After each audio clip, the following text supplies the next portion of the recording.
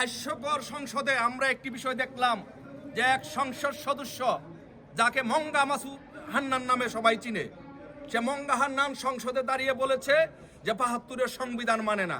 তো ৭২-এর সংবিধান যদি না মানেন, তাহলে যেই সংবিধানের অধীনে যে রাষ্ট্রপতিকে রেখে আপনি সংসদে অধিবেশনে গিয়েছেন, সংসদ সদস্য হিসেবে শপথ নিয়েছেন, তাহলে তা আপনার জন্ম অবৈধ, আপনি অবৈধ। আপনি অবৈধ হয়ে, আপনার জন্ম অবৈধ হয়ে কিভাবে আপনি এই সংসদে যান?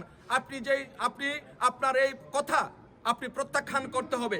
কারণ আপনি যখন সংসদে গিয়েছেন তখন এই ৭২-এর সংবিধানকে মেনে, এই দেশকে মেনে আপনি সংসদে গিয়েছেন, অথচ আপনি এই সংসদে গিয়ে এই ৭২-এর সংবিধানের বিরুদ্ধে কথা বলছেন, সংসদে যেয়ে কথা বলছেন। আপনি তাহলে এই দেশ ও জাতির কাছে ক্ষমা চেয়ে আপনাকে সংসদ থেকে পদত্যাগ করতে হবে। আপনি সংবিধান বাতিল করার আগে এই দেশ ও জাতির কাছে ক্ষমা চেয়ে প্রথমে আপনি সংসদ থেকে পদত্যাগ করতে হবে, তারপরে ৭২-এর সংবিধান নিয়ে কথা বলতে হবে। নতুবা এই দেশের জনগণ কিন্তু আপনাকে সংসদ থেকে টেনে হিচড়ে নামাবে। ধন্যবাদ। জয় বাংলা, জয় বঙ্গবন্ধু।